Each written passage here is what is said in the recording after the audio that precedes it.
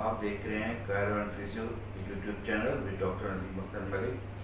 पिछली वीडियो में हमने एक डिस्कस किया था लम्बैगो और लंबर स्पॉन्डिलोसिस के बारे में कि व्हाट इज़ द लम्बैगो और what is the lumbar spondylosis, और इनमें बताया था कि फ़र्क क्या होता है।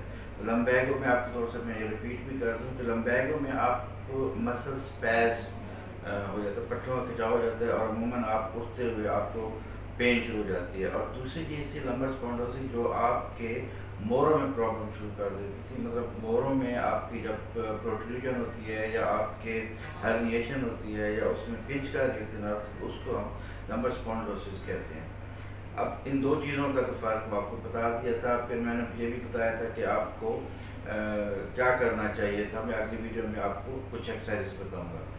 तो लम्बैगो के बारे में आपको मैं बताऊंगा कि एक या दो स्टेप्स आप जब आपको ये फील हो तो आप फॉर द टाइम बीइंग जब फॉर क्विक रिलीफ के लिए आप क्या कर सकते हैं। लेकिन आपको हमेशा डॉक्टर, फिजियोथेरेपिस्ट और कायरोप्रैक्टर के पास विज़िट करना पड़ता है, क्योंकि वो फिर फर्दर आपको बताता है, आपको एक थोड़ा सा मेडिसिन भी बताता है, आपको थोड़ी सी रिलीफ करके देते हैं, आपकी वहाँ पे एक्सरसाइज करते हैं और आपको थोड़ा सा वो चीज़ करते हैं।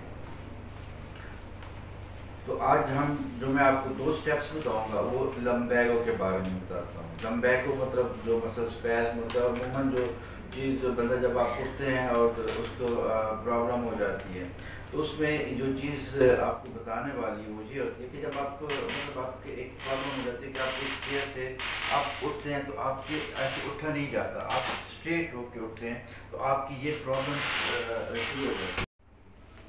तो जब आप ये ऐसे उठते हैं तो आपके ये प्रॉब्लम शुरू हो जाती है कि आप स्ट्रेट नहीं हो सकते। तो स्ट्रेट ना होने की वजह से ये होता है कि आपके मसल्स जो है वो अकड़ाव में होते हैं। तो आपने क्या करना है कि सबसे पहले खड़े होकर आपने रुकू में जाना है, घुटनों को हाथ लगाना है, थोड़ा सा नीज को बेंड करना है, इसको बेंड करके तो आपने इसको थोड़ा सा इसके ऊपर रखना है, ठीक है। फिर आपने इसको स्ट्रेट कर देना है, नीज को स्ट्रेट करना है आपने, मतलब ये थोड़ा सा बेंड करके आपने रुकू में जाना है और इसके बाद थोड़ा सा नीज को पीछे की तरफ स्ट्रेट कर देना है।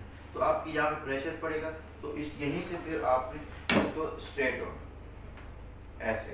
तो ये एक ये एक्सरसाइज हो गई। दूसरी एक्सरसाइज जो आपने करनी है वो ये करनी है कि ऐसे ही जगह अगर आपके पेन हो रही है तो आपने दीवार के साथ खड़े होना है। दीवार के साथ खड़े होके आपने अपने आप को पंजों के बल ऊपर करना है, ये इस तरह पंजों के बल करना है और साथ ही आपने सर को पीछे की तरफ लगा देना है ऐसे, मतलब आपके पंजों के बल आपने खड़े हो जाना है।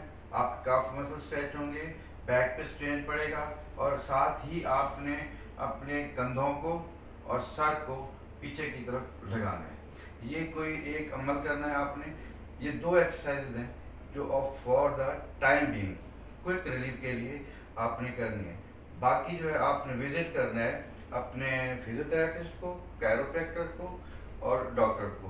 वो फर्दर आपको बताएगा कि आपका क्या मसला है, फर्दर टेस्ट भी करवाएगा और फर्दर नेक्स्ट वीडियो के लिए इंतज़ार कीजिएगा। खुदा हाफिज़।